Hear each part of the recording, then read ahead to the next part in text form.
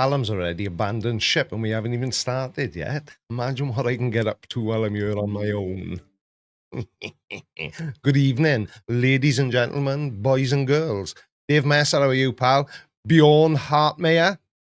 How's the NASA Shuttle Clubs this fine day? Why did I add an S to the end of clubs? Nice one, Cal. I did it again. I forgot my vape, I did, so Callum had to get it of me. What can I say? I'm not late. Good evening, Mr. Brian Pop Robson. How the hell are you? Although, with that being said, when I text you to tell you I was in London, it took you a day to reply, so maybe it'll be the same here. That's the elderly few. Exactly. Gotta love them. OG Yeti, how are you, pal? Troy Allen, good evening. How's the temperature? It's wonderful. I literally put the air conditioning on just after lunchtime today. So it's when we came in here, Callum and I both went, it's a bit nippy in here tonight, isn't it? It is. It's quite cold. I'm a little bit cold now. Yeah, but I'm already starting to warm up because I got my earmuffs on. Yeah, no, it'll be nice now. I think it'll be bearable. It won't be so much of a oven in here tonight. Good evening, Unflat Earth. How are you, pal? I agree with you, Carl. I can feel it getting warmer already, though. Now that we're both in, you're bumping out gums. It's gonna raise the temperature. Uncle Chris, how are you, pal? Oh, it's Uncle Chris. Anigman. Am I saying that correctly? Timing. Just got clean after work. Sit down, drying. So you're watching me naked then? That doesn't make me feel awkward at all. Anyone curious as to why the title of tonight's stream is what it currently is? I know it'll change once Callum pulls it off YouTube and works his magic on it and then re-uploads it. But it may not. It may stay as it is. Is anyone curious? The Pope has arrived. Yes, you're right. You're right, Troy. Pope Christopher Shapley, DVM, CVA, CVC, CVCH, CVFT. Not only is he now everybody's favorite American veterinarian, he's also now everyone's Pope. Well, everyone in the Church of Ideology anyway. Which is everyone. Exactly. Eventually. World domination. Yeah. This is like one of the lower rungs on the ladder. Start my own religion. Who knows what's next? Good evening, UKPI. How are you? Hello, UKPI. Simply Secular Dave. Elbows up from Canada. What does that mean? Cal, you literally just saved me saying that exact same sentence. I've heard Mike Myers, groovy baby. I've heard him saying it. And I know it's a Canadian thing, but I'm very curious. Yeah. I'm sure these sound effects are too quiet, mine, Carl. Yeah, I've said this since the beginning. We need to arrange that. We need to do is pump up the volume. Pump up the volume, Exactly. Dance. What about thank you, Troy Allen. Thank you. What's the title about, Creaky? You skipped right over Static Boris then. Oh, did I? He said it before Troy Allen. Did he? And I'm not Troy Allen's friend anyway, because he called us English that one time. Yeah. But right. Why is it right? I will give you an equal amount of screen time. Because I apologize. I got old man eyes. Yeah. So first of all, I've been out for Sunday lunch with my lovely wife this afternoon, and we'd finished eating and everything. And an older couple, even older than me, came over to us and said, has anyone ever, and he leaned in to show how seriously he was taking it. Has anyone ever told you look a lot like Billy Connolly? Now, whilst I appreciate the comment as much as anyone, and let me elaborate, it was probably... I was about to say you need to change your glasses first. Today's choice of eyewear prompted the... So do I look like Billy Connolly now? If I'd been feeling in a particularly cantankerous mood, I might have gone, what, even now? Because Billy Connolly's got long, luscious, long, curly locks, isn't he? But anyway, that's not why this stream is called what it's called. But the glasses were definitely to blame. Anyway, Unflat Earth, thank you. What's that? And New Zealand. Right. I don't know why I said that twice either. But Billy Connolly is funny. How could someone make that comparison? I know. I actually said to the guy, if you can make me as funny as him and as rich as him, I'll take it. So there was a comment on one of the clips from last week that someone said that Billy Connolly isn't funny at all. yeah, it's Crazy. this is what like when you went in off on your own sub live stream rant last week about comedy. It's you may find someone hysterical. I may not think they're that funny. Like, so I sent on, you know how annoying I am on TikTok for sending out like little. I sent you an advert. Yeah, last I night. saw that. That was funny. It was funny. Yeah, that was very because it was so relatable. Yeah, and we all know what airport staff can be like.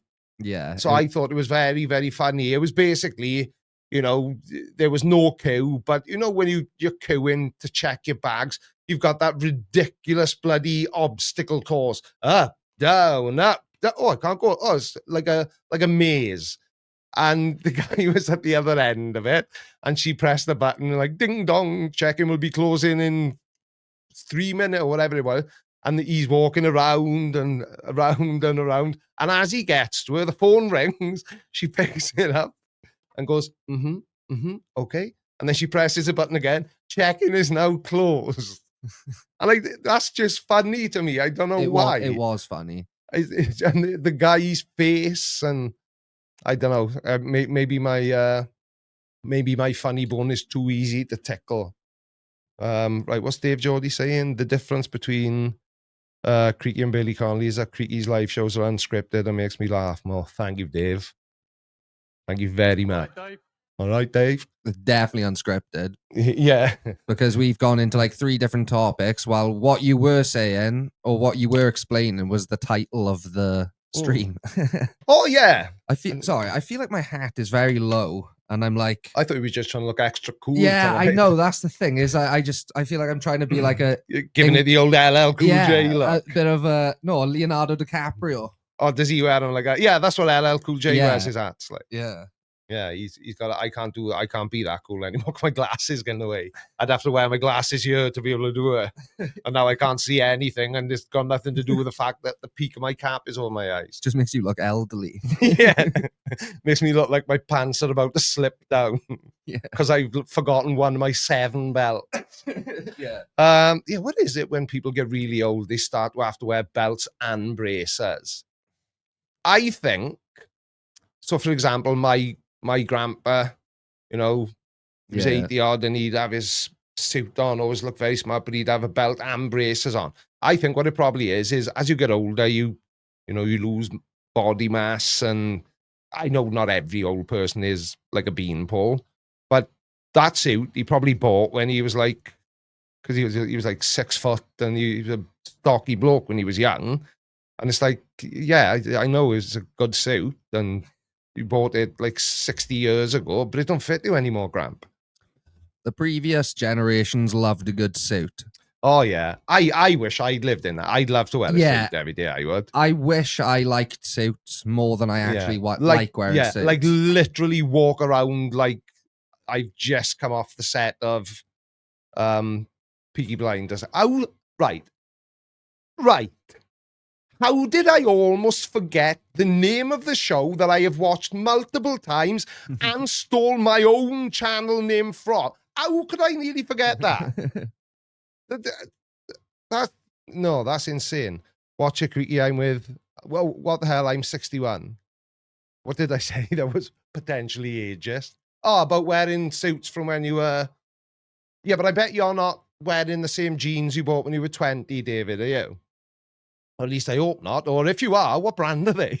Levi's, probably. Yeah, well, I've had to exchange a pair. That was good, mind. Those jeans I bought and I've slogged to death every day because I'm a scruffy get and I find a favorite pair of jeans and I always want to wear them.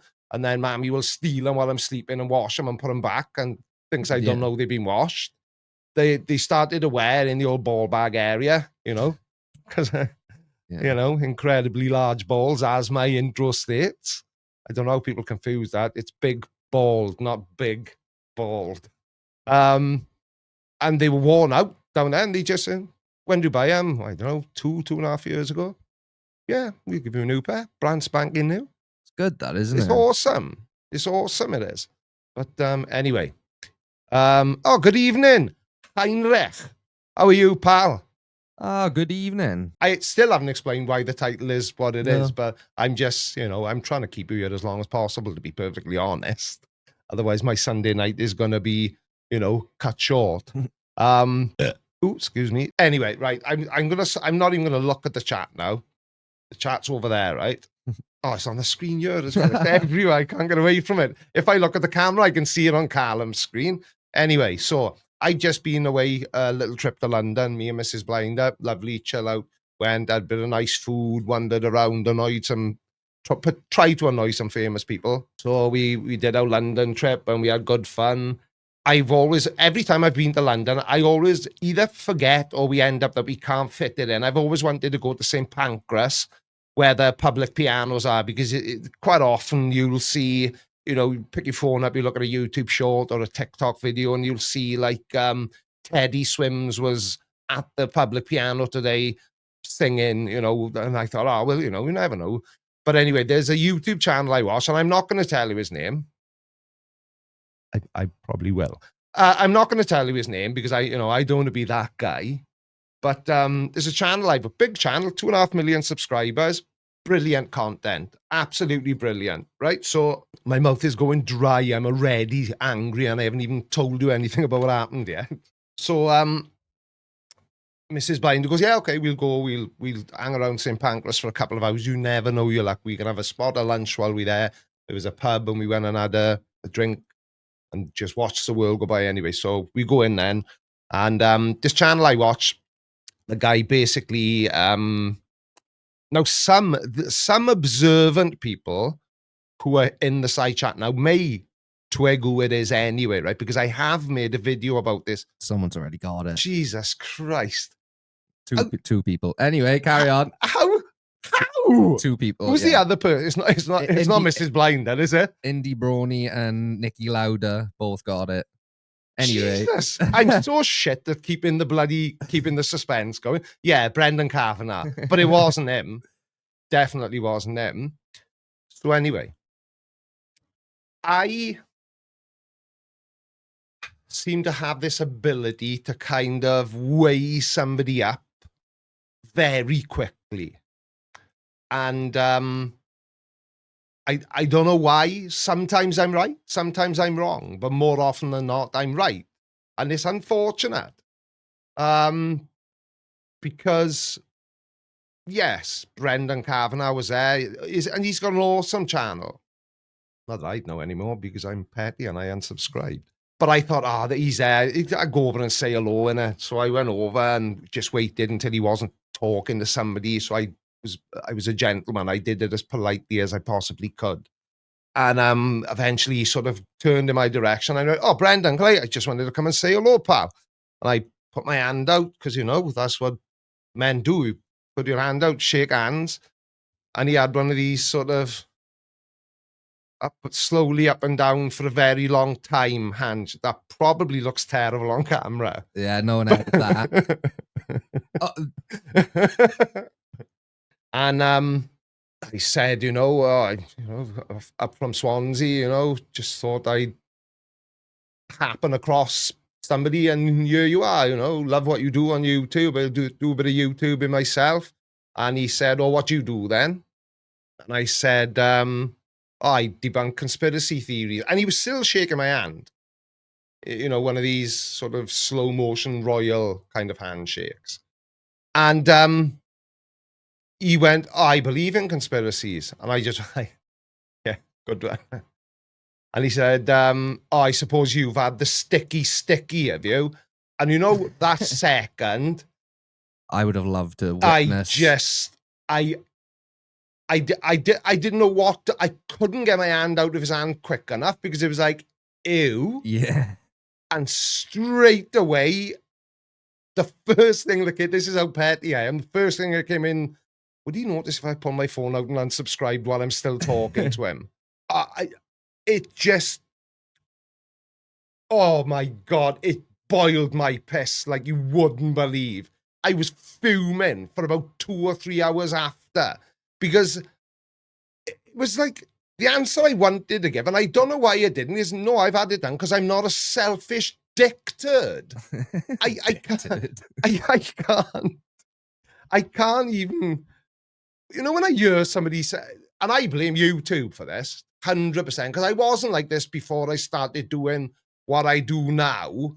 But yeah, he was talking about the Lagerlurgy vaccination. See that I still don't know if you can even say. Yeah, Can you say you can say COVID? Can you now. say COVID now and not get you know, it's past now. Not get approached by black men in suits? Black men in suits? Or black men in black suits, you mean?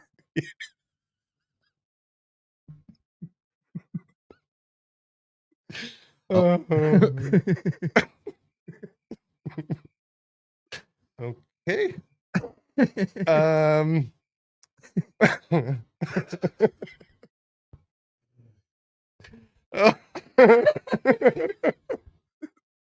Oh no, just that's all we need. It's just yeah, quick tell a penis joke. Rescue me, I can feel myself being swallowed by the ground. I meant men in black suits. Yeah, Chris, I think you may be right. I need to go and plug myself into the USB slot in the corner of my living room. Something's yeah, that's what oh no, I didn't even mean to click that one. Come back, indie brony. He's getting the MIB. Yeah, that was what I was attempting to convey humorously, and then I accidentally said black men in suits. Please subscribe. But yeah, anyway, we were back to Brendan Kavanagh. Yeah, I was just... What did you actually say to him then? Because when he was like, obviously you said, yes, I've had the vaccine. But... I said, yeah, of course I have. Like, and then he went, oh, and I suppose you think the government are trustworthy? And I said, no, of course I don't. I'm not an idiot. Yeah. And then I think somebody tapped him on his other shoulder. Then I said, are you going to play or whatever it was? And he just went and started playing on the piano. And the next thing, and he was going, do you record it? No, I don't. Did she? No. I think she did say she recorded it. She did record a bit, yeah.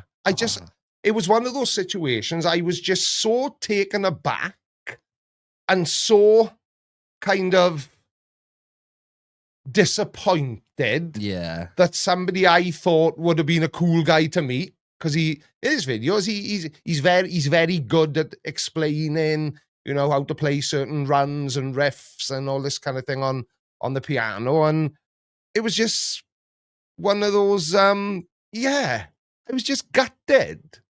Yeah, absolutely it is a shame, gutted. Because you actually did really like that guy. I did. I used to watch his content all the time. You've sent me quite a lot of his videos. I made a video defending him, and he turns out to be an anti-vaxxer knobhead. Yeah, it's crazy, isn't it? I part of me wants to pull that video down, but my wallet won't let me because it did all right, you know. But it's like, mate, I just told you.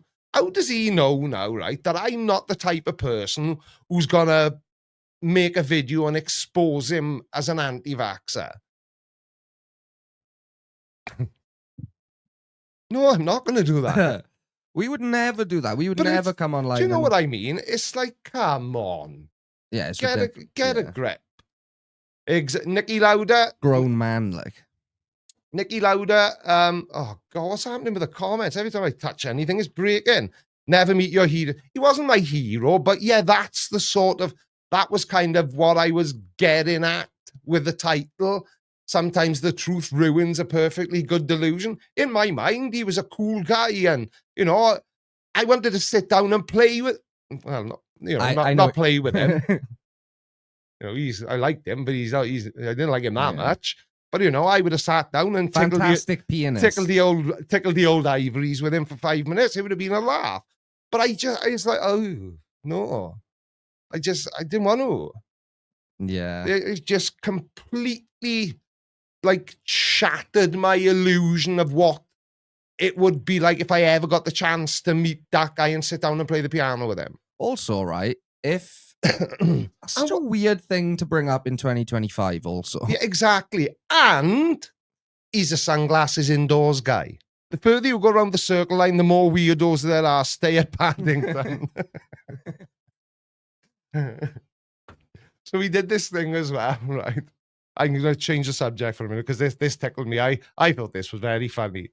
One of the people I directed the joke at, yes, Brian, an idiot, did think he was a knob, Chris. Sounds... Anyway, so my story. So, you know, there's this West End show in... Sorry, I don't mean Go to on. interrupt No, you. go on then. I know you're riled up about it because you keep trying to talk, but every time there's Somebody- someone in the yeah, chat no. like saying he's an idiot or not, be like, yes, Brian, he is an idiot. Yes, Chris, he is a knob. Yeah. Good But yeah. evening, Calder Vassal. How are you, pal? Thanks for the distraction. Please subscribe. So we're strolling around London. We'd had food, all this and that. And you know, there's a West End production at the moment of Evita.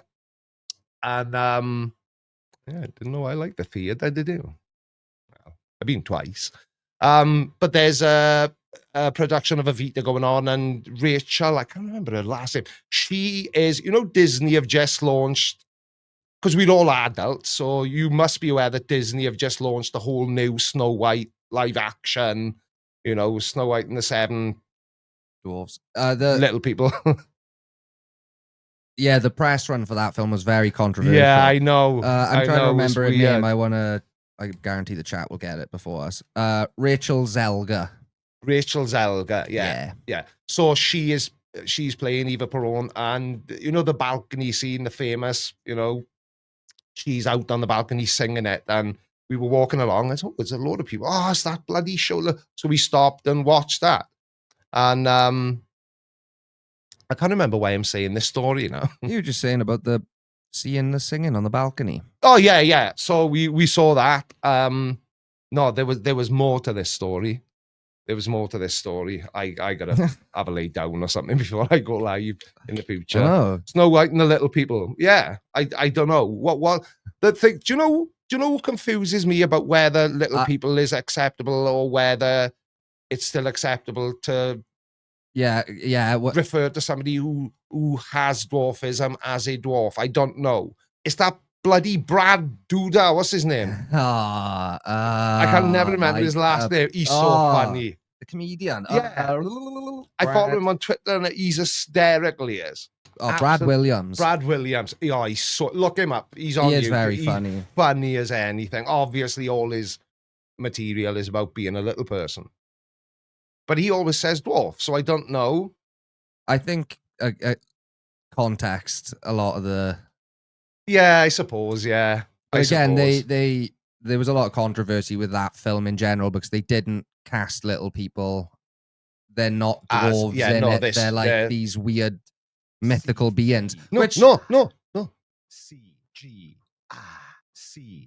That's what they were. That's what they were. That's what they were. But yeah, go on, Carl, what were you saying? Just that it was a choice, wasn't it? Yeah. I'll be honest, I'm not gonna sit here and say what's acceptable. Yeah, exactly. And what's I don't know, but I don't know that. Yeah, it's a weird one, but now I can't remember why we're talking about little people. It's going great, because Rachel Zelga was the lead in Snow White, yeah. And you saw her singing on the balcony, and it was fantastic. The year is 2025. It's Sunday, 6:30. Well, ha. I haven't shown it on screen yet. I gift memberships once in a while in the hope that at least someone who receives them will become permanent members. Thank you, but it helps massively because, you know, super chats help massively as well. Obviously, I'd be lying if I said they didn't. But channel membership is kind of a repeating little bit of help, and a lot of littles make a big. So I appreciate it, whether it's a pound, $1, or you sign up as a channel member for a month. You know, that way at least you do get to see my videos. It's usually about 3 hours before they publish, and I know that's not a lot, but as most of you know, I don't get ahead. Sir Sick asked me a question. He's gone now, and I didn't answer him. You record on the day. Yeah. This episode is going swimmingly. Yeah. There's such smooth transition from topic to I know. topic. I know. Everything. If this video was sponsored, right? And this is a question for you watching now. Who would it be sponsored by? Based on... I know my answer. Based on how well I'm doing. And Alzheimer's research don't sponsor anyone. Adderall. A lot of little makes a big. That's what I've tried to tell my girl.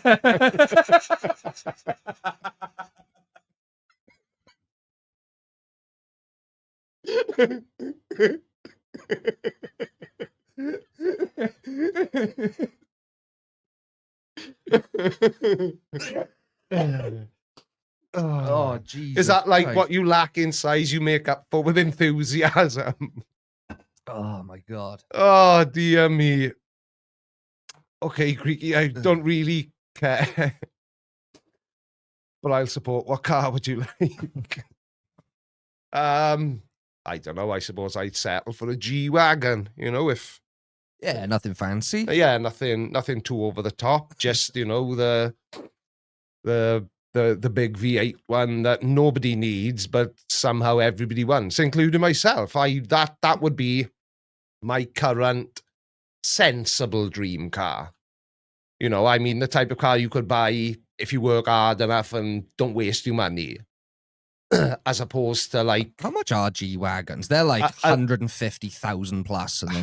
In the spec I want, because I'm not sad and I don't spec cars. I know I'll never be able to afford to buy. But in the exact spec I would pick, it was 189,000. Jesus. Or £3,200 a month. Jesus Christ. So that's not happening. Yeah. But yeah, everybody needs goals. AMG one. I tell you what, right? I haven't seen one in real life, but the stuff I've seen on YouTube, what an absolute machine. Absolute machine. Brilliant, brilliant cars. And the people who can afford to buy, because I think... They're probably in Vital. They are, yeah. Because Manny Koshman bought one. That's where I saw one. And yeah, he only got invited to buy that because he's a long-standing... He's basically... He's an exotic car investor. So he bought Mercedes SLR, the big, you know, the big sexy one that everybody wants. He basically went, well, I like silver, but one's not enough. Can I have 5? And so he's got 5 identical silver SLRs. He's got a Rolls-Royce drop head and a McLaren Speedtail. He's got more Bugatti Veyrons than Bugatti. He's got a Chiron. He's just had the Bolide delivered. Have you seen that? No, what's that? Holy shit. We wouldn't be able to drive it. That car's never getting stolen. What is it? Bugatti? It's a Bugatti Bolide. It's the newest. It literally, it's the Batmobile. Really? It's the Batmobile. Put it up on the screen. Yeah, it's absolutely to die for. But nobody's robbing it because you'd never be able to figure out the startup sequence. Maybe a pilot would be able to suss it out. Oh, there it is. Click on the second image across, Carl. That one? Yeah. I'll give the old big cheese on the screen. Click No, click on the link below the image. Oh, hang on. You're not sharing that, are you? But anyway, that's it. Why am I pointing? Nobody can see what I'm pointing at. That is nice. A sexy car.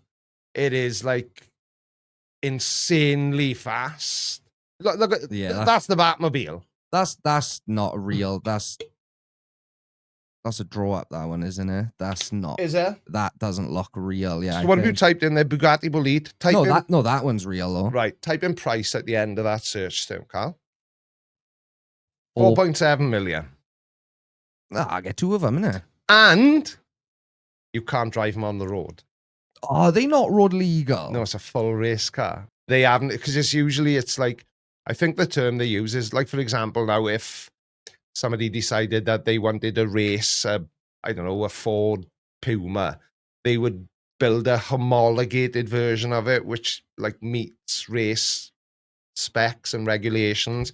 but Bugatti just went, no, we'll just build an actual race car and sell it to anyone who's rich enough to buy it. I think the top speed on it is 360. Not miles per hour. That's got to be kilometers. That's got to be kilometers. Hang on a second. Why was Mrs. Blinder laughing at now? Is it behind again? Or simply secular Dave? Hypercar. It is a hypercar. Anigman will have the Scalextrics version. I used to love Scalextrics when I was a kid. Oh, not 311 miles per hour. I knew it was more than 300. I was just being extra kind. Jesus. Yeah, J-verse, it is the Bugatti bollocks. Yeah, it is like, and that is literally, you have to, I think Manny Koshman got invited to buy one because he already owns pretty much every car Bugatti of, since it kind of, I know Bugatti was always there, but it sort of just faded away, and then it suddenly had this. Volkswagen bought it. Yeah, and kind of brought it back to life. With the Veyron, yeah. Yeah, with the Veyron. So he's got a Veyron, he's got a Chiron, he's got an Hermes version of the Chiron, he's got an Hermes version of a Veyron, he's got a Veyron Super Sport. Yeah. He's got them all. And this guy, right, cracks me up. You're not even allowed in his car with shoes on unless you put on little booties. Like when the Sky Man comes to put your new dish up and they have to wear those little booties over their feet so that women don't shout at them about walking on their carpet with their boots on. That's what he's like with his cars. That to me, though, is stupid. Yeah, it's like, why buy them if you can't? You're not enjoying it. Yeah, and every time he goes out, he almost runs out of petrol. And he's like, oh, yeah, I bought this this Bugatti. No, he's got a Bugatti Veyron Vitesse as well. I think that's the brown. It's basically a really fast turd to me. Why anyone would choose a brown Bugatti? What colour's your Bugatti? It wouldn't be brown. It wouldn't be brown, that's for sure. It's just nuts. He's got them all. And like they say, oh, well, this guy is clearly super duper rich, loves cars. Let's ask him, does he fancy buying one of these concept ideas? Because the people who bought them, they bought them when they were still drawings. It's with those limited edition cars, a lot of the time they're all sold before they're even built. Yeah, sorry. I've got the brownest Bugatti. Oh, dear me. But yeah, it's, how do we end up talking about cars? I have no idea. This episode is all over the place. This episode is sponsored by... Crack. Yeah. Oh, meth, maybe. Meth, yeah.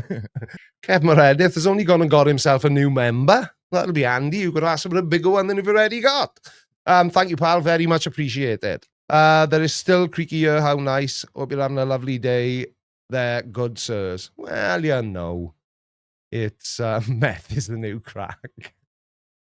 As they say. Who's, the laughing clip I use? Is it Zach Giller? Zach Galifianakis. Galifianakis. Have you seen his, the things he does, and it'll be like, what's his name Between now? Two Ferns. Between Two Ferns, that's it. And I've forgotten his name now, but he introduces him as Crystal Meth Santa Claus. Oh, I have seen it. I can't David remember. Letterman. David Letterman, that's I'd like to thank Crystal Meth Santa Claus for joining us tonight. And when he says, I can't remember the actress's name. Was it Reese Witherspoon? No. But it was somebody, high thing like that. And he said, so apparently you, when you first came to Hollywood, you spent years sleeping in your car. Is it as glamorous as it sounds? Things like that. And Ben Stiller, he said, for all young Hollywood actors, how do you hide your Jewishness? Yeah. Oh, dear me. Yeah, he had Obama on that show. Oh, did he? Have you never seen No, that? I haven't seen the Obama one. That's funny, that is. Talking about cars is better than talking about guys in suits. I totally agree with you, Legally Blind guy, but I'm not an automotive channel. I wish I was an automotive channel. Steel City JW just nailed it, Cal. It's by Squirrel, yeah. That's the title. Yeah. Yes, you're definitely right there. Today's episode is sponsored by Squirrel. The Obama one was funny. Yeah, chuck it up. See if it's as funny as everyone told me. Hi, welcome to another edition of Between Two Ferns. I'm your host, Zach Galifianakis, and my guest today is Barack Obama, President Barack Obama. Good to be with you, Zach. So how does this work? Do you send Ambassador Rodman to North Korea on your behalf? I read somewhere that you'd be sending Hulk Hogan to Syria, or is that more of a job for Tanya Harding? Zach, he's not our ambassador. What should we do about North IKEA? Why don't we move on? You said if you had a son, you would not let him play football. What makes you think that he would want to play football? What if he was a nerd like you? Do you think a woman like Michelle would marry a nerd? Why don't you ask her whether she thinks I'm a nerd? Could I? No, I'm not going to let her near you. I want to thank President Obama for being on the show. I'm going to press this. Don't touch that, please.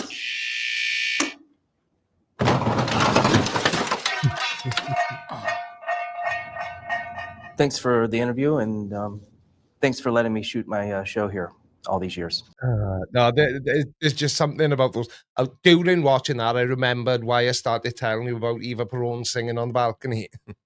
I was stood. We were sandwiched in between a couple, and the wife was from Scotland, Edinburgh, and the husband was from Sydney, Australia.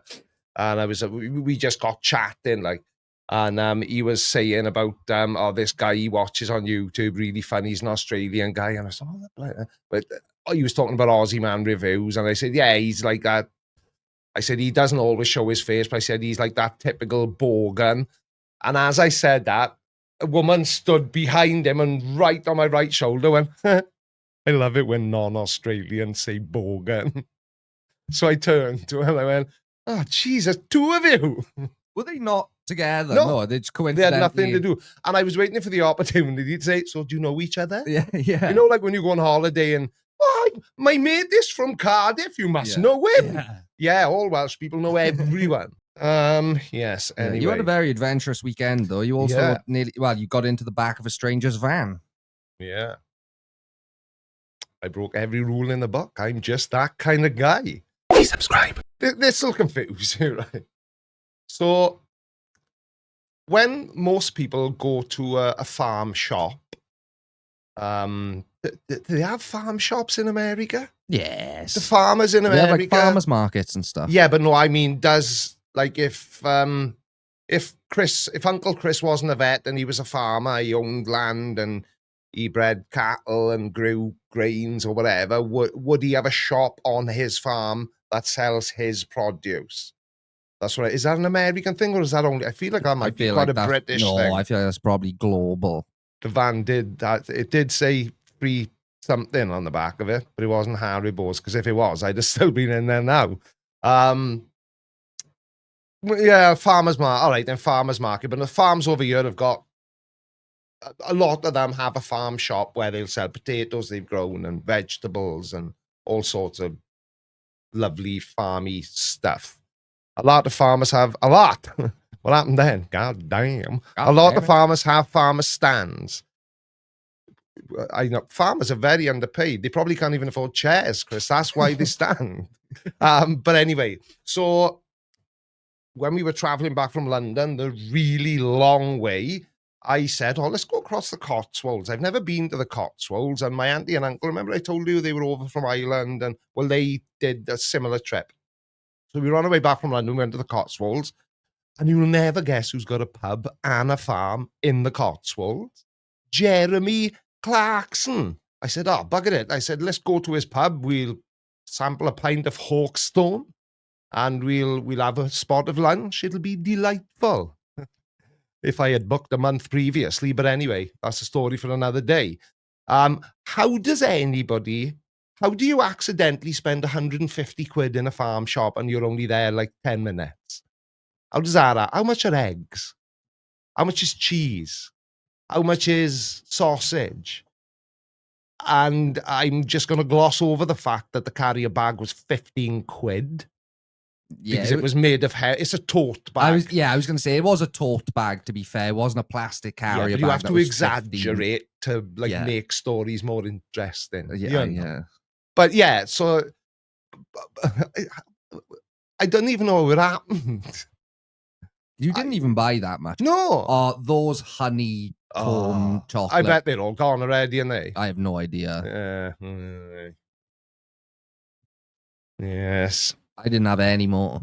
Oh, you didn't? No, I had the ones when you got here and you were. Yeah, we all tried eat them anyway. They I think, what does Clarkson call them? Honey. It's bee juice. Chocolate covered bee juice. Chocolate covered bee juice. And like the milk is cow juice and all that jazz. But they might as well be called shit your pants pills for me, because what are the eggs called? Are they chicken turds? No, they were poultry ovulations. No, I don't think he calls them then. Like he's got something on then. I think it's like an air freshener, and it's called "This Smells Like My Bollocks." The average farm in America is 400 acres compared to 39 in England, so it's harder to find a small farm that has their own shop. They generally sell to local stores, but really small ones will have them. Thank you for clearing up that mystery, Matt. Because these are the sorts of things I wonder. These are the sorts of things that keep me awake at night. Simply Secular Dave says, is it a round candle £2? No. And I'll be honest with you then, I was kind of, how did he know we bought a candle as well? Was he there? Because we bought a candle. And I'm not saying it was expensive, because Jeremy Clarkson's bees created the beeswax. I'm sure paying £28 for a candle is perfectly normal. Was it 28 quid, that candle? Yeah. Saying that, and I got a funny feeling, right? And I'm sure all the married men in the audience will get what I'm saying. Maybe some of the unmarried men. I don't think we're ever going to be allowed to light that candle. No, probably, I think it'll be for looking at. I mean, not for candling. She's kept the empty packets of crisps because they got because they're diddly squat. They were good crisps, man. They were nice. They were very nice crisps. They were very nice crisps. You're wrong, Dr. Apocalypse, and I will reveal to the audience why. And I'm disgusted with you. Fuming I am. Yeah, it's but yeah, I think that's why going back to the farm shops. I think obviously I'm messing around. I did spend 150 quid. I'm not messing around with that. I'm still a bit confused, but I spent 80 quid with a lovely lady selling lavender stuff. Yeah, because I'm a 78-year-old woman, really, and I love lavender. Like to spritz my pillow with it before I go to sleep. I do. What can I say? But prepare for it. Huh. They do. They sell hot dogs, hamburgers, everything. Gutted, and you just wasted 2 quid. Well, thanks a bunch. Apparently the candle was £20. Who said that? Mrs. Blinder. Oh, was it 20? I thought it was, what was, oh no, it was the pillow spritz that I wanted to buy that was 28. Thank you very much for correcting me. Aromatherapy. I don't know. I just like the smell of lavender. Yeah, I didn't know what to say at the beginning. Yes, you spent £150, but you need to clarify, £90 of that was on lavender. Yeah, yeah. £88. No, £89 actually. Mr. Merlin says, I have a bottle of Hawkstone cider on my shelf from Diddley Squat, then bagged a selfie with Hammond at a car meet. Just Jim's made to go. Ooh, I had a pint. Cool. I had my first pint of beer of 2025 yesterday in Diddley Squat. It was nice. What Hawkstone is like? It's his own brand. Yeah, no, but it's kind of like a Guinness type. Yeah. What are they called? Like a dark. Yeah, like an ale. Yeah, so the Hawkstone Black, which I had, was basically his equivalent of Guinness. Yeah. Then he does regular Hawkstone Lager, Hawkstone Cider, Hawkstone Dark Fruit Cider. Oh, so he does do and IPA. Oh, and bitter. So he's really gone, and like the farm shop you see. Sorry, Kev Meredith Stout. That's Stout. What yeah, Stout. Yeah, Guinness. Yeah, would be a like Guinness and Hawkstone Black, I suppose. And what's the other one? The other big Irish dark. Not Guinness and somebody in the side Yeah, chat will know. I'm not sure. Guinness and the other one. Is this still a thing?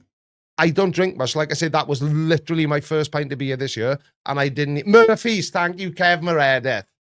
I knew it was something Irish themed. Yes, Murphy's. That's it.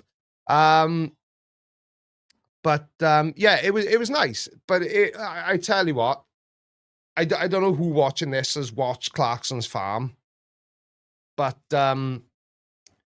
now that I've been to the farm and to the park, I can see why he's winding people up. Yeah, I literally can see why he's winding. He didn't just buy Diddley Squat Farm. He did.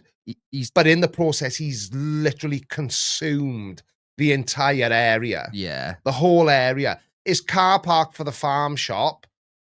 If anybody wants to do a rave in the campsite next door, there's ample free parking on Diddley Squat Farm. It's huge. Yeah. Huge it is. You were saying before, I think you might No, be sorry, Cal. That was outside the pub. Oh, right. Outside the farm shop was a reasonably sized car park.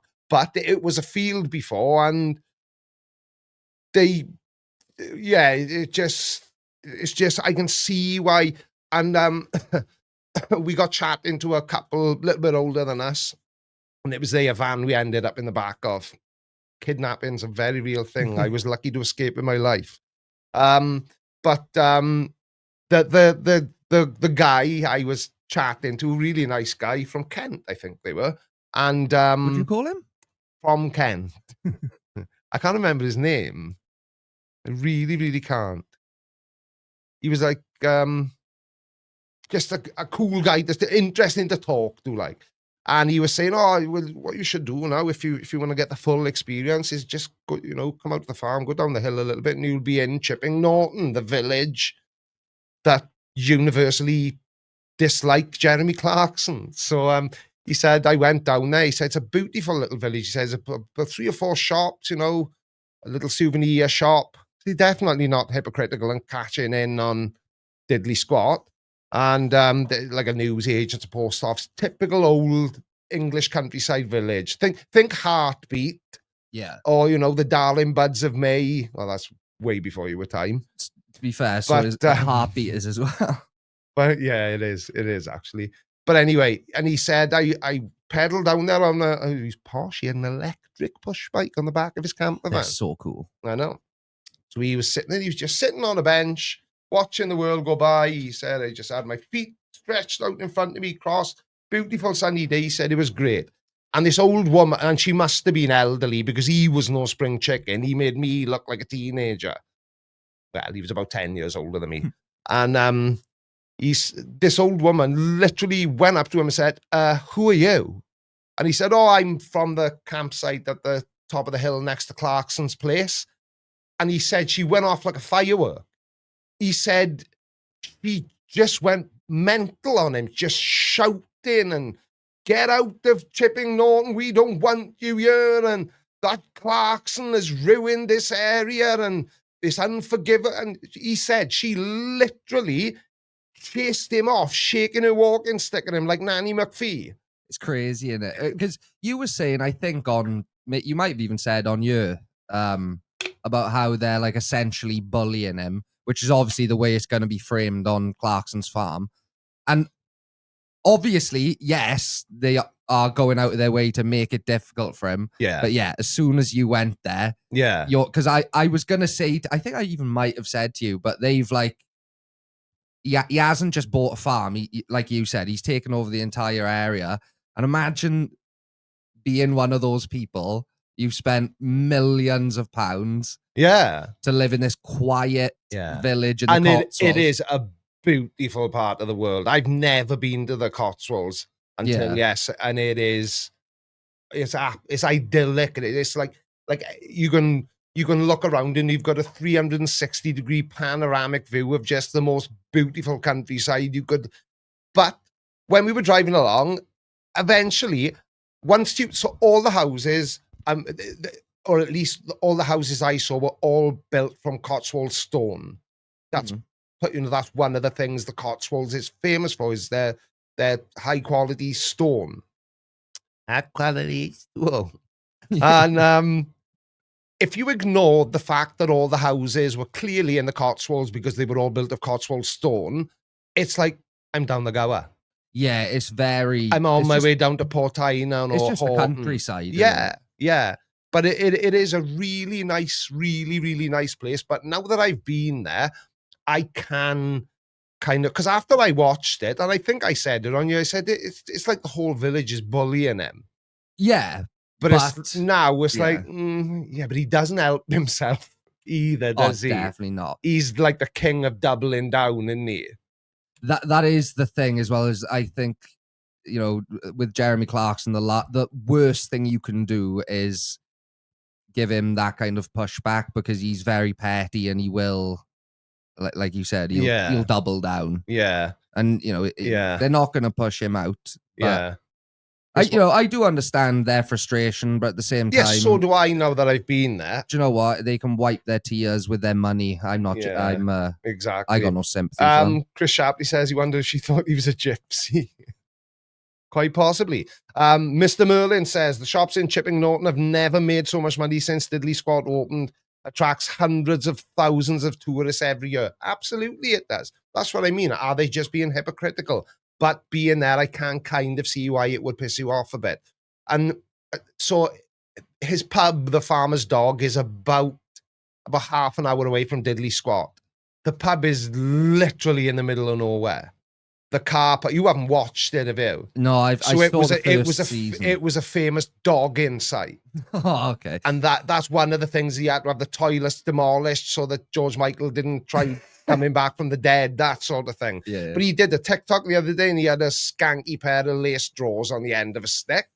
He said, still people are coming here and doing it. That's the countryside. But he had all those sorts of problems. But anyway, so the car park for the Farmer's Dog is the pub itself, very, very pretty pub. It's a country pub, lovely car park, all trees and, plants along the water. It's lovely. And the car park, it looks like, when the Radio 1 used to be in like Singleton Park? Yeah. Like, like the car parks for that. Yeah. Just like for his pub. Jesus. And we walked in there, and you can see the Grand Tour tent or the Top Gear tent. I don't know. I've never really watched it. Yeah, so you can see it. And inside is another Diddley Squad farm shop. And his, there's an outside bar, because you got to book a month ahead of time to even get inside the pub. We couldn't even poke our head in and go, oh, this is cool. We saw this on the telly. And, we can't even have a look around like that. It's, you got to book a month in advance. But the queue for the bar was like 4 miles long. And the queue then, I said, oh, the burger van, we've seen on the TV. I'm going to get a burger now. Hang on a second. There's not 2 people in the queue. That queue there, which is 16 miles long, is for burgers and hot dogs and stuff. But you have to go in through the tent, which is definitely not designed to steer you around other forms of Diddley Squad merch. Yeah. And then you get to pick your food up on the way out to the tent. So I was like, no, I don't want to try it. That, even though I did want to know if I could have a Richard Ham hamburger, because Richard Ham is apparently now sausage. Sausage. Yeah. If you haven't watched Clarkson's Farm, you'll have no idea what I'm talking about. But Graham says, can he go dogging on his motorbike? You can if you've got the balance for it. But yeah, now that I've been there, it was cool to have seen it, to go and see something you've seen on the TV. But I kind of I've got a bit more of a perspective now as to why the locals are a little bit upset at Jeremy Clarkson, because he's definitely not helping himself, because it is everywhere. It's like, oh, we're close, because this was a clear, beautiful country lane, and suddenly now it's lined with Ford Focuses and VW transporters and people in tents and camper vans, and that's just the queue to get in the farm shop. We went there right at the end of the day, and we were in the queue for half an hour. The photos you sent, that was tame compared to some stuff I've seen. Yeah. Like on a nice sunny day. Well, the woman we met in the farmer's dog, she said when I went, I was in the queue for an hour and a half. Yeah, and you weren't in the queue for that long. Yeah. But the farm shop, and I know nobody watching this now has got any context, but it's about the size of the garage car. Really? Yeah. But it's not as wide. So it would be, no, it probably is about the size of the garage, we'll say. Yeah. And just a small shop. the entire center of it, they may as well change the sign to Hawkstone Lager Storage Area. Oh, it's just all... Because it's just all beer, and there's a bit of produce around the edge. All the produce now, all the farm shop stuff is all around the edges. The middle is just, boom, Hawkstone. Maybe that's what I was misremembering earlier. I'm sure Mammy noticed it was 28 quid a case of 12 bottles. Oh, that's expensive. Yeah. That is. Yeah. That is expensive. You know, I sell merch, and, you know, I rely on people watching my nonsense and super chatting and becoming channel members for my income. So, yeah, am I any different? But on a tiny scale? Because that's really all he's doing. He's gone, well, I bought a farm. I'm Jeremy Clarkson. People either love me or hate me. It doesn't bother me either way. They'll watch. Let's make a show about my farm. And then I think Hawkstone Lager came about from a failed crop, if I remember correctly. Because they sell rapeseed oil is their main is that what thing. That's their main crop is. Yeah. No, they call it makes rapeseed oil, but they call it oilseed rape. I don't know why. But anyway. Yeah. And they had like barley and all, you know, the other grains. I'm such a farming expert. And it failed, and they said, well, the only thing this is really any good for is making beer. And he went, beer? I can make beer? And Hawkstone Lager has just won best lager in Europe, I think it was. Really? Or best lager in the UK. I'm sure I saw that. But anyway, it's you know, he's cashing in on who he is. He's 63. Welcome to the he is cashing in on it, but you know, you obviously made the comparison between you and him. Mm-hmm. I would probably say it's quite a bit different, because everything you said is correct technically. But I'm not annoying a whole village full of people to sell merch and to go live on a Sunday night. It would be more like if you were already a wealthy person who started a YouTube channel, and all you did was push merch. Yeah, so it would be like if Elon Musk started a YouTube channel. Yeah, it's like talking about space stuff, and then he was trying to sell T-shirts with Elon is cool on them. Yeah, everyone probably would them, wouldn't they? He's a gimp. Yeah, but yeah, I suppose I just feel like if the whole place is crowded with diggly do with diddly squat merch, it's like you're already worth. Cal, what's Snoop Dogg's favorite weather? A little drizzle. Yeah. Snoop Dogg is a resident of Swansea. Oh, he's been everywhere in Swansea. Since he's bought a minority share in Swansea City Football Club, he's now miraculously turning up in places like, I don't know, like Town Hill and Boney Mine and Penlan and all the nice parts of Swansea. I can't see how exactly how much he bought of the club. I've seen it described as a minority share. Let me just deal with this quickly, because he did it a while ago. My apologies. Jack Daniels is his brother. Thank you for gifting 10 memberships. As I said earlier, it is very helpful and very, very much appreciated. Let's do it live. Thank you for a gifted membership. Huh? There we are. There we go. I got it out. And we got. See, that's how these things get done. Live. Best way. Thank you, pal. Much appreciated. As it was earlier on. You are too kind. Please subscribe. I feel like now I've left the room and come back to a completely different... It's the same family as a cabbage. Now, are we still talking about Jeremy Clarkson, or are we talking about Brendan Kavanagh again? How long is the delay on tonight's stream? Because I forgot to click ultra low latency. Yeah, and we're also. I was just talking about Snoop Dogg. Cabbage. I don't think he's moved to Swansea. Oh yeah, he's not like renting an apartment down the marina or nothing. I think he's just bought the Swansea t-shirt and the club. Yeah. Yeah, it probably came free with the shirt. Yeah. The Canadian Space Advocate says, can Snoop Dogg and the locals understand each other, or is it a case where the other two parties can understand one another? I didn't understand that. But she's changed her name and given herself away now. Tracy is Mrs. Merlin, see? God damn it, are you fucking with me? She must have lengthened the chain on the handcuffs because he always used to be doing the dishes, but now he somehow just seems to appear in the side chat again. And I think we established that's what was going on last time. Did we ever get round to talking about the stream title? Yes, we did. Yeah, we did.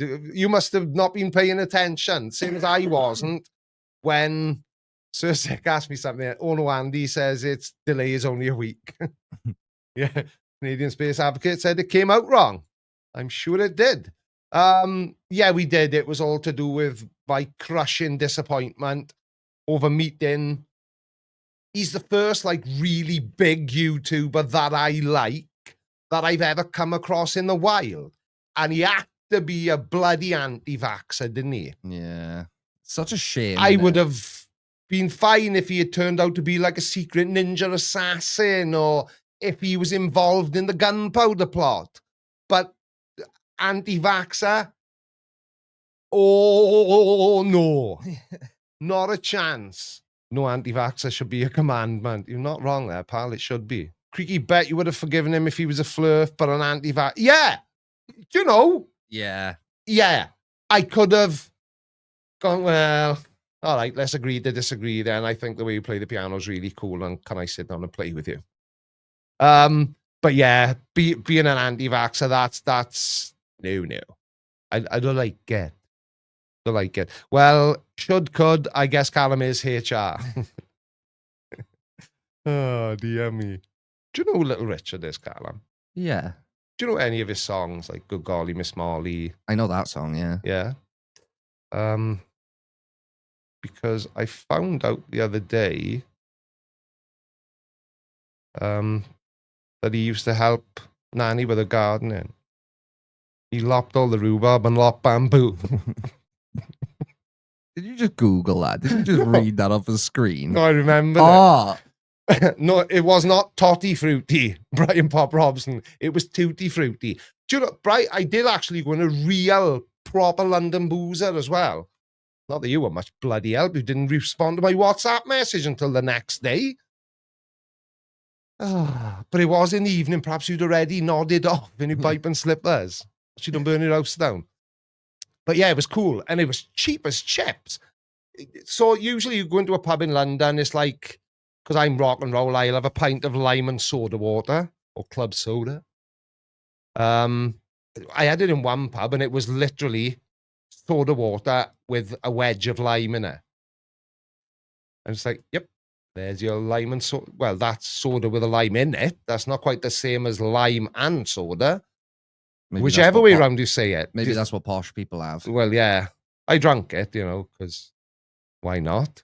But yeah, so this, yeah, you should be bright. I'm never going to forgive you until the next time I come up and message you again and hope you respond. It was like a glass of wine, large glass of red wine, and a pint of lime and soda, £6.40. You can't even buy a glass of wine in our favourite pub/restaurant for that. In Swansea. Where was that? In Battersea, which may be the reason. I don't know. Yeah, I don't know what Battersea's like. The Anchor, it was called. It was like being in EastEnders. Was it? Yeah, it was cool. Yeah, it was cool. The guy behind the bar was no Barbara Windsor, mine, but or a Phil or Grant Mitchell for that matter. But more like the Michelin Man. But it was a really cool pub. He was a Bermuda shorts and t-shirt that won't quite cover the belly guy. Oh yeah. So but £6.50 for a pint of lime and soda. That's like 13 quid up the road. Yeah, how is this so cheap? I know. Then? I don't know. Pub culture is still big in London, though. Yeah, it's kind of died out in. Yeah, it's not really around here very much anymore. And yeah, everybody seems to. The way it was explained to us when we were still going back and forth to Great Ormond Street is that it's such a pain in the ass to get out of the city at the end of the workday. You may as well hang about, go and have your tea, dinner. The tea is dinner if you're posh, right? It's the food you eat in the evening. You know, stop and have something to eat. Maybe have a glass of wine and a chat with your workmates. And then, right, all the traffic should have gone now. And then head home. So it's very, that sort of coffee shop. Yeah, you know. Curbside bar. If you walk through central London early evening-ish, all the bars are rammed full and there's like 25 people stood outside holding their pints, chatting to each other. So we were walking just before we saw Snow White singing up Carnaby Street, and there's a little side alley off Carnaby Street, and there's a couple of really nice, quiet, well, they're not quiet, but quieter than other parts. I don't know. But anyway, we walked down there, right, rammed both sides, round the corner. Oh, there's a little, what country has a dish called baba ganoush? I don't know. I know that. It was a baba ganoush pub. Right. Right? So I don't know where baba ganoush is. Is it like near Africa, or is it is it just north of Canada? I don't know. Who has baba ganoush? Because as much as I like saying it, I've never had it. I think it's Lebanese. Oh. Yeah. Right. Airy muff, so to speak. Oh, Lebanese. Yeah. Right, I get, the country. Right. And there was like one lady sitting on her own, just finishing off, I assume, they only sell baba ganoush. Baba ganoush is situated all over the ice wall. Wouldn't that be baba ganoush? I said, can we just have drinks? No space. So all these empty tables, that's not space. All booked. There's a bench over there you can sit down. So we went and sat down. It was like we just sat there, had a drink. But it was nuts to me that even quite early on in the evening, I don't know, it's about 7:30, like all those tables inside and outside, which were all empty the minute I walked in, they were all booked out in that evening. Yeah. And by the time we left, we only had one drink, and then we carried on. By the time we left, it was getting almost full. It's nuts, isn't it? Bonkers. But around here, it's like, it's like when I was younger and I used to go out every weekend. People just don't really do that anymore. No, I was the same. When I obviously went from like 18 to like 21, 22, I was pretty much out every Friday and Saturday. Yeah. Well, I used to be out every Friday, Saturday, and Sunday when I could get away with it. Yeah. Baba ganoush is an Egyptian dish of tahina salad with grilled peeled elephant. Oh, well. Why do it? You're American, Troy, now. Tell me you're American without telling me you're American, Troy, even though you already have. Eggplant. It's an aubergine. Eggs don't grow. Well, they do. You can't plant an egg. So how can you have an eggplant? Do you know how stupid it sounds when you call it an eggplant? Why do they call it an eggplant? I have no idea what that America. That's why. Yeah, but Kev Meredith, going to the pub on Sunday night was fraught with danger back in the day. Only open for a couple of hours around lunch and then a few more hours in the evening. Yeah, you're not wrong there. Yeah, Jesus, pubs used to close. Yeah. Well, the pub that was down the road that isn't there anymore. Yeah. When I first started going there, so that's only 10, 12 years ago. But that was still, people went to the pub. Yeah, and they would close for a couple of hours on a Sunday. Is that a regional, is that just the area we live in happens to just not have any really nice pubs or any traditional local pubs, like the type of pub I used to go to when I used to go out? They're just few and far between now. Yeah. Like, there is still one around here. Yeah. But like obviously there's still a huge pub culture in London, so it must be. Yeah, I think it's not more regional necessarily, but there must be certain part. Well, no, that it is regional. I think it's started to be now that pub culture is kind of dying out outside of city centers. Yeah. Or big cities. Yeah. And there's definitely exceptions. There's probably parts of the country that is still have thriving pubs all over the town or whatever. Yeah. But not around Places here. like Liverpool. Yeah. Not around here. Well, I mean, there's a pub down here that has a new owner every 3 months. Yeah, exactly. And 3 months, obviously, I'm exaggerating, but it's every 2 years. It does seem like that. My theory is once it gets time to hoover the carpet, they're like, I'm not doing that. Yeah, just sell I didn't it. sign up for that. I'll just sell it. Next person can hoover. Thank you, Jonathan Davis. Not Jonathan Davis, the famous Welsh rugby player that I had a wee next to once in Trimsaran Rugby Club. No, not that Jonathan Davis. Thank you, pal. Baba Ganoush, let's do the fandango. Please subscribe. 1933. What's that? Probably the year you were born. Chloe Devereaux, whose name I enjoy saying. They can't spell aubergine. That's fair enough. They can't spell colour, can they, Chloe? So there's absolutely no chance of them being able to spell aubergine. Do you know I know you're not a big Harry Potter fan, but do you know the deal with the first book / film? So I don't mind Harry Potter. Yeah. The Philosopher's Stone. So the first one, Harry Potter and the Philosopher's Stone. Yeah. I don't know if it's everywhere in like North America, but I know in the States it was called the Sorcerer's Stone. And the reason being was the marketing team didn't think Americans would know what a philosopher was. Mm-hmm. Oh, so sorcerer was an easier word. Sorry, America. It's just you make it so easy to be the butt of a joke. Static Boris, why do Americans call anything mixed with mayonnaise a salad? They do. I saw a clip on TikTok yesterday, and that's just reminding me. And it was AI, so I probably shouldn't find it funny. But somebody had to prompt the AI. The AI didn't make it up. And this is this guy coming. You know what I was saying earlier? Short t-shirt, belly slightly hanging out guy was walking along, and this guy with a microphone goes up to me and goes, "Sir, have you ever heard of salad?" That's the whole TikTok. Yeah, that's it. Yeah. That's the whole thing, because the implication was he was fat. That's why the side chat hasn't moved for the last 5 minutes. Has it been scrolling up? Yeah, left. I had it scrolled up. That happens to me sometimes. Oh, Chloe, I don't start that in your. I'm telling you now. That apparently, Uncle Chris. I'm sure I've bored him into submission and he's left already.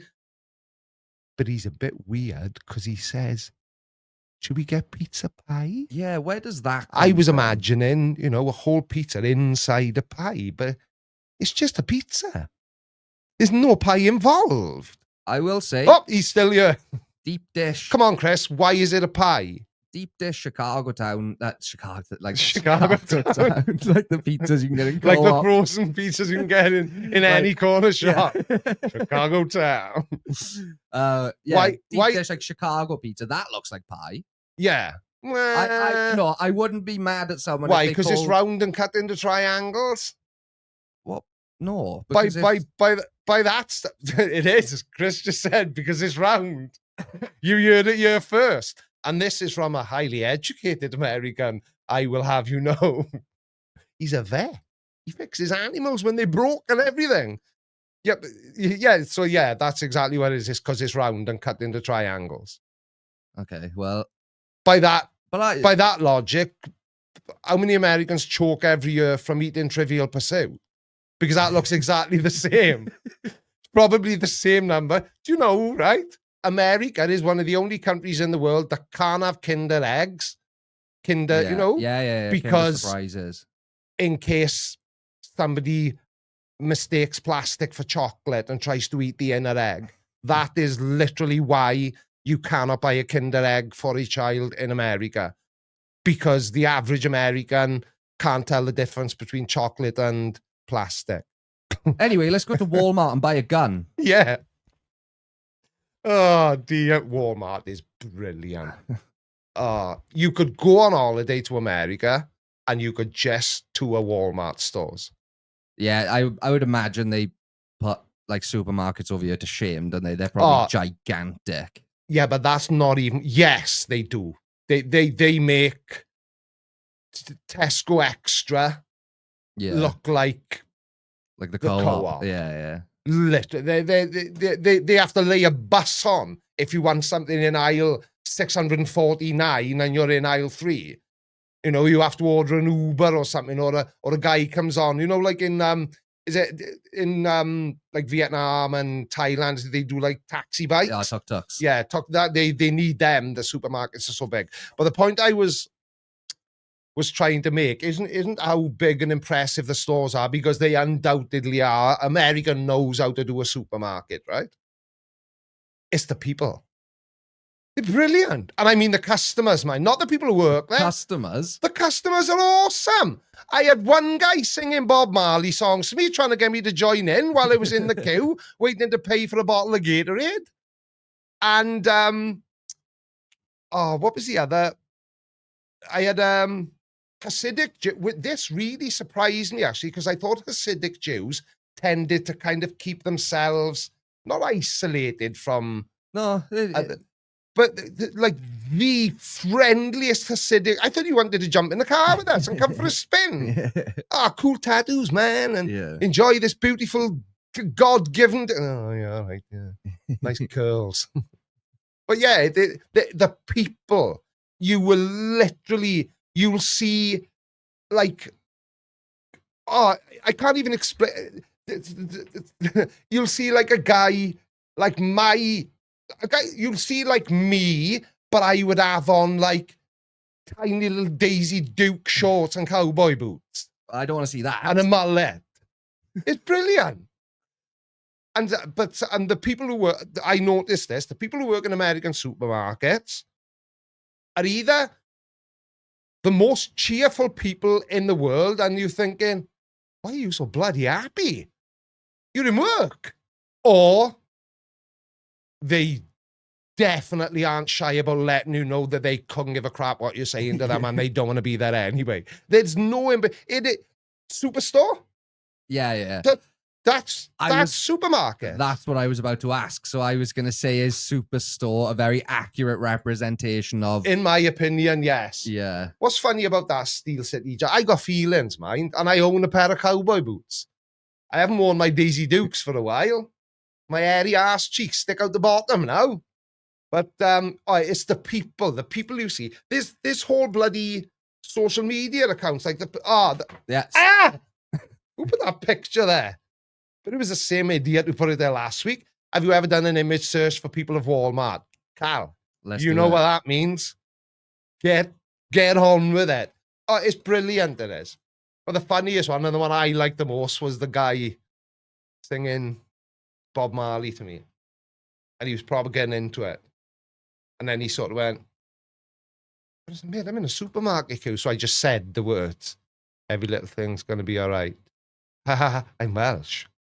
When you first work at a store, you were usually helpful and cheerful. Then customers wear you down. What, by asking you to do your job, I suppose? That is very true, because as someone who has worked in customer service... Technically, you've worked for Walmart. Yes, I was going to say, because Walmart own Asda. It was one of your first sort of out of school, out of college sort of part-time jobs, wasn't it? And you loved it, didn't it? I could it was not awesome. Stand it. And the management in that place... Anne-Marie, if you're watching, fuck you. Yeah, sorry, anyway. I still... She's been sacked now, hasn't she? Yeah, she got sacked. Anyway. There for being a minge. Yeah. Yes, customers do wear you down. I can imagine. And I think it should be the law that every single customer service worker is allowed to punch one customer. One customer a week or a shift. Per year. All right. And that customer can't know whether you've already used your punch for the year. Yeah. They need to be on edge. Because here's another thing.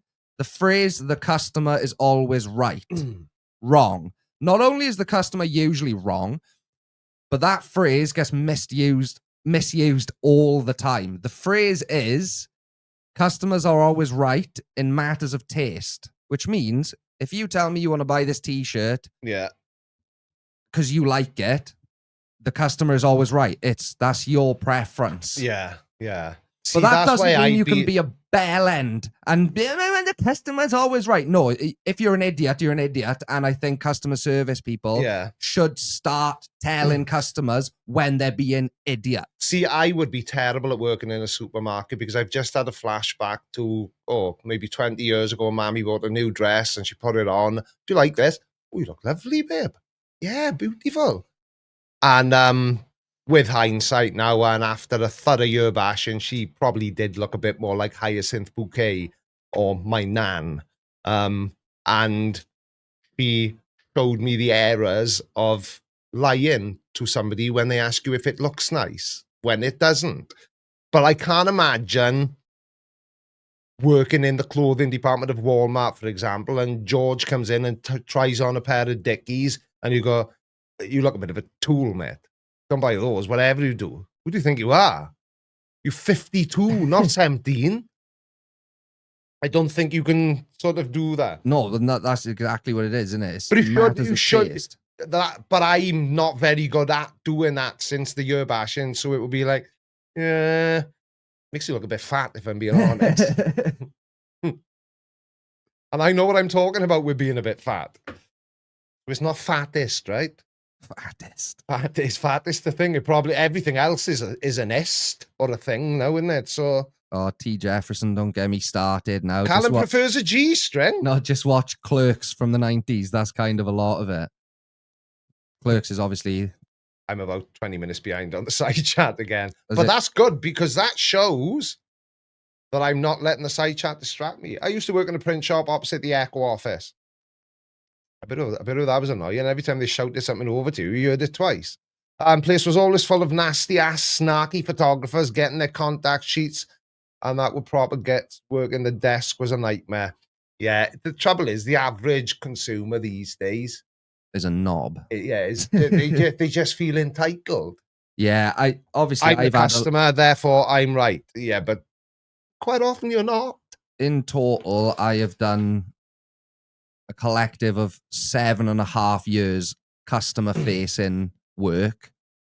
And yeah, customers are, for the most part, absolute idiots. Can you remember what my little quirky joke was every time somebody asked me what it was like being in business? No. I said, well, since I've been in business, I have been developing an idea for a business that doesn't require customers. And once I find that magic bean, then I will be more than happy being in business, because customers are the lifeblood of a business, but they are the biggest pain in the ass for a business. Yeah. It's just how people are. And most people who are doing it, I know there's some who will do it just to be a tool, but some of them are genuinely, they're just upset and not very good at being appropriately upset in relation to the problem. It is absolutely insane how many full-grown adults that will have a temper tantrum in a public place because they can't get a receipt on their used. Yeah, because they lost their receipt and now they're upset that you won't give them a new dress or a new studded thong with the studs on the inside. We haven't done that one, Carl. No, I know. I that's why we did. Sorry. We double clicked. Yeah, I thought you'd added up a while. I pulled it down anyway. I like Trivial Pursuit, especially the chocolate history one. I had a death threat of a person in Ireland. He did phone me and apologise. Now, Bri, was he Southern Irish or Northern Irish? Because if he was Southern Irish and he made a death threat, one, don't be a pussy. He was probably only joking. But if he was from Northern Ireland, I don't know. There's just something a little bit more about the Northern Irish accent, more angry sounding. It's almost, and I know the Troubles, Northern Ireland isn't a separate country. It's part of the UK, and that's was part of the thing of the conflict, or blah, all this, that, and the other.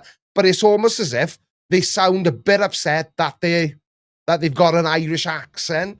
Yeah. Do you know what? No, they're just it's a harsher accent. Yeah. Isn't it? Yeah. Like, I know this won't mean anything to you, but like Ian Paisley was a politician, an Irish, and he had a really gruff, sort of rough working man, calluses on his hands and his knuckles, gruff, 40 wood buying a day, working underground digging coal for 30 years, that sort of proper manly man. But his voice is like bloody nails on a chalkboard. It's like you're doing an impression of yourself. Oh, see, I like the Northern Irish accent. I don't dislike it. I far prefer the Southern Irish accent, because if you come across the right person, and it can be a man or a woman, some Southern Irish people just have this cadence to their voice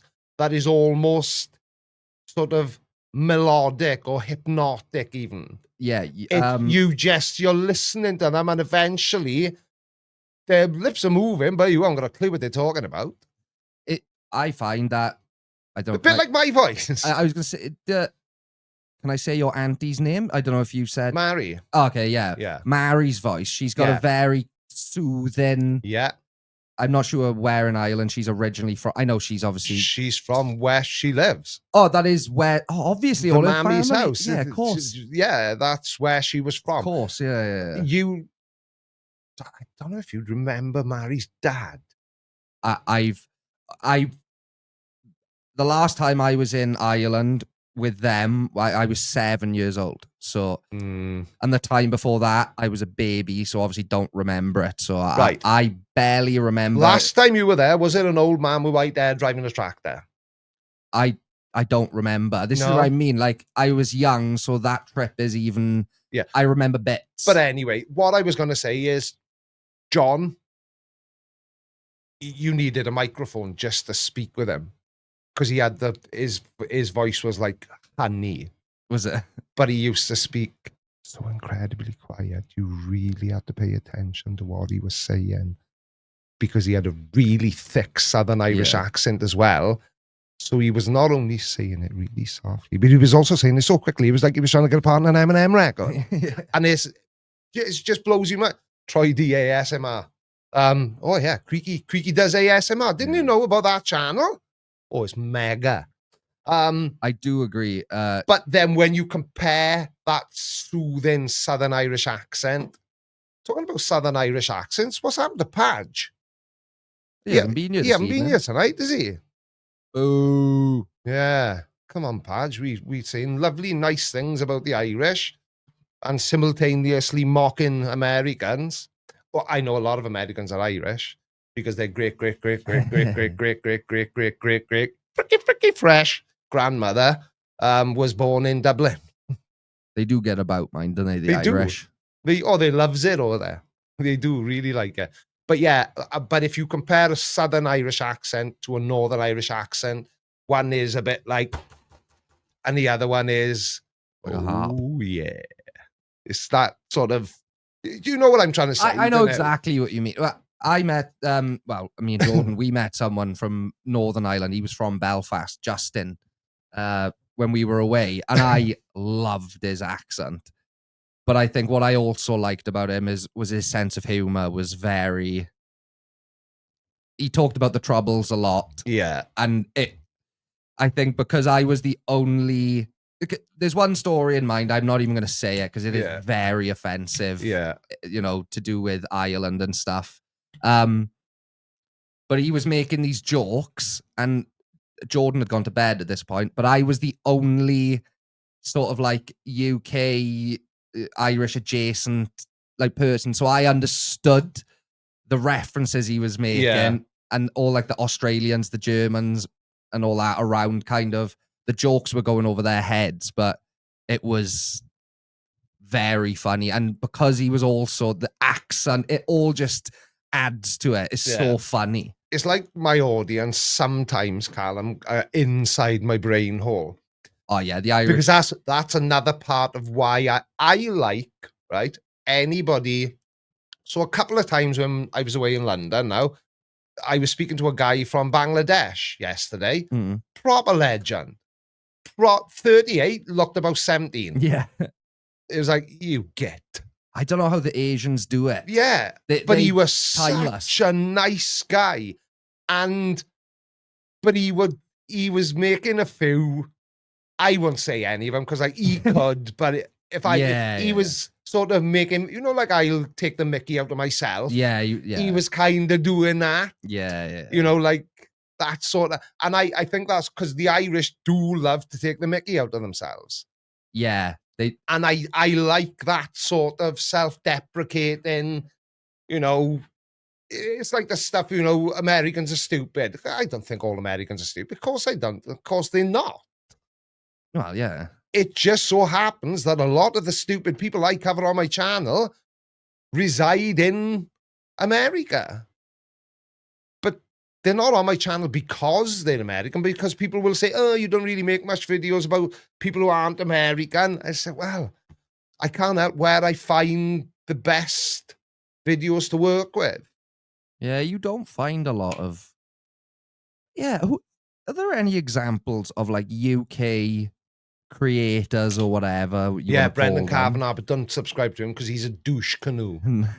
No, but like, is there like a UK? Yeah, is there like a UK version of CC or like an Eric Dubé? There is. There is a UK version of CC, and he's called Level Earth Observer. But I've stopped making videos about him because he's a big baby and he found out my real name and he was going all over everyone's videos commenting what my real name was. So now I just won't make videos about him now. Yeah. Because if you can't take it, don't dish it out. Yeah. It was all right for him to make a video saying I was a con man and a fraud for telling people that the earth isn't flat. Yeah. But I wasn't allowed to say nasty things about, oh, no, I was misrepresenting him. He's not really a flat earth. You make a video about this. If anybody tells him about it, yeah. What's his name?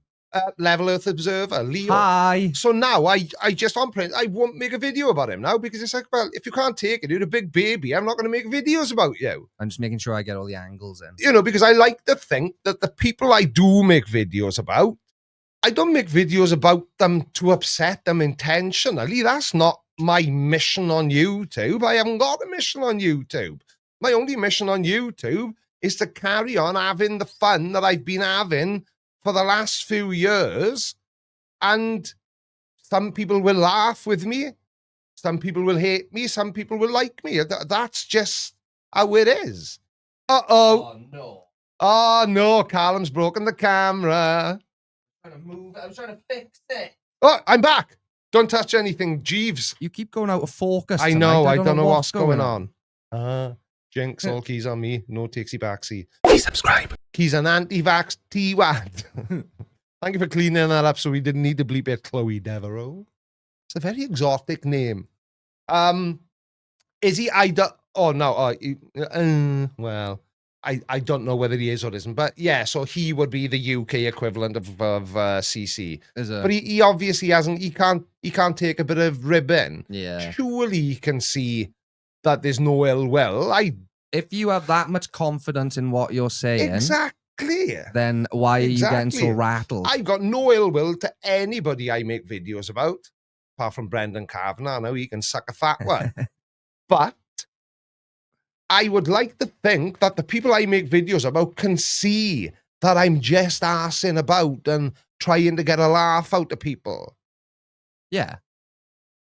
But clearly this guy just has zero sense of humor and can't take it. Yeah, exactly. So he thought, and the thing is as well, see, it's like a lot of these conspiracy theorists, it's like they don't think the laws of the real world apply to them on the internet. Mm-hmm. I actually know somebody who did 6 months in prison. Well, I've met him a couple of times. Somebody Mrs. Blinder knew. And he went to prison for saying something negative on Twitter about a politician. Now, do I think I was a bit excessive? Yeah, of course I do.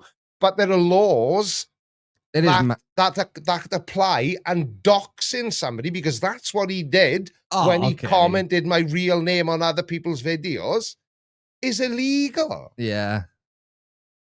I don't see how Now, we all know flat earthers are stupid, and nobody will ever change my mind on that, unless, of course, they can bring definitive proof that the earth is flat, and I've been wrong all these years, as has all of science throughout all of history.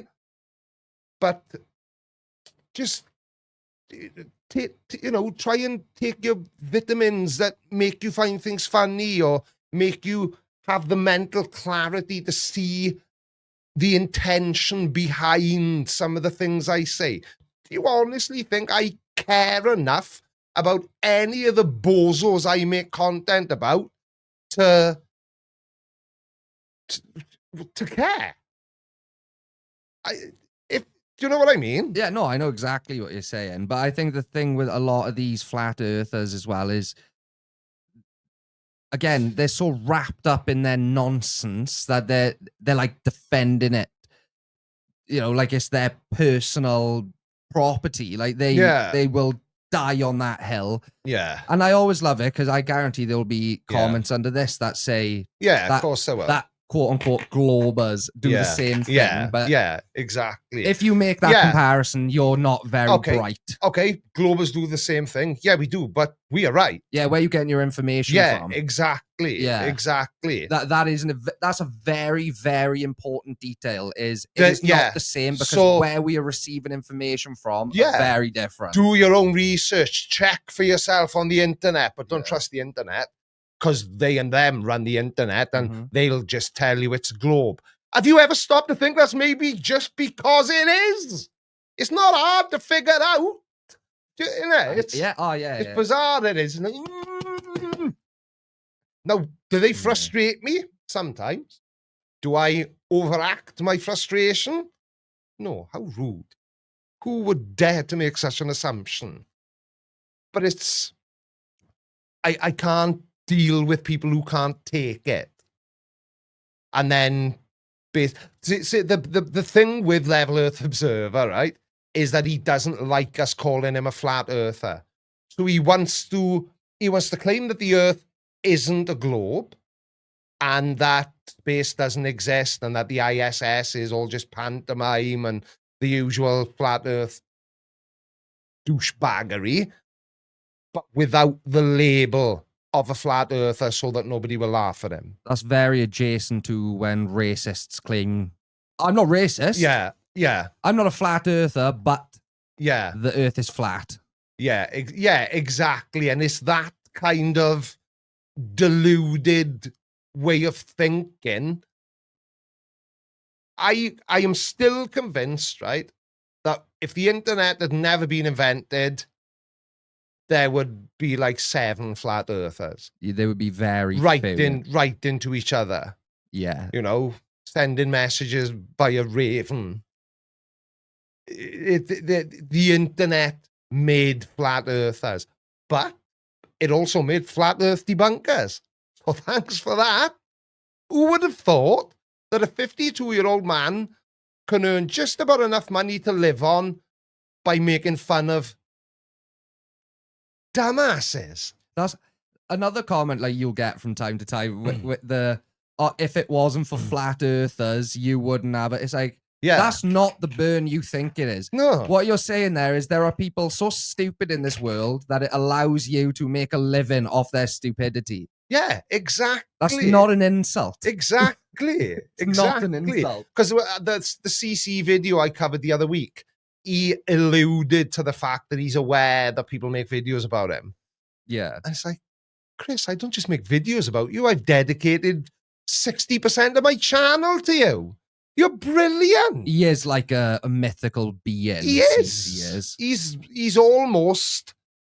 He's what do they say in the Star Wars films? He's like the Metachlorian. I don't know. To my Anakin. He's like the lifeblood that makes me creaky.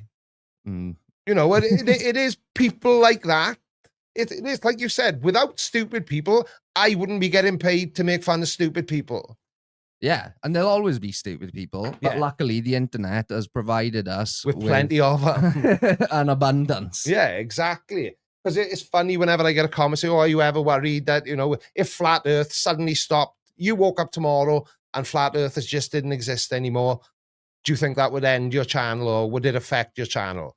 Maybe it would affect the channel, maybe a little bit for a short amount of time.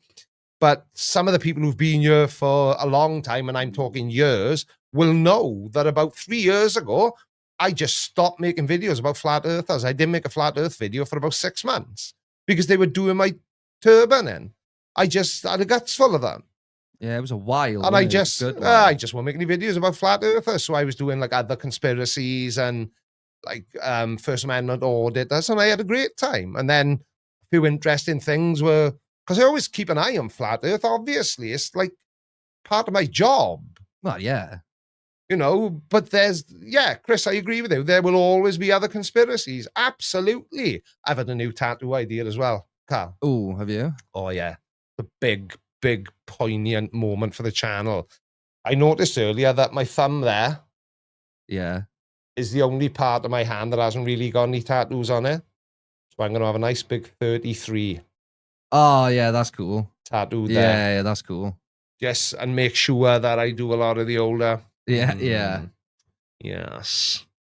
Because I know nobody asked, but the reason I have got the Illuminati triangle and I tattooed on my throat, believe it or not, right? I know I made a video saying I did, but I didn't really join the Illuminati, mind. Because the Illuminati isn't actually really a thing anymore.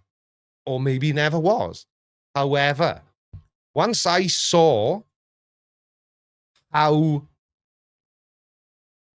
much the words Illuminati or this nonsense, when I saw, there's a thumbnail, Carl, right?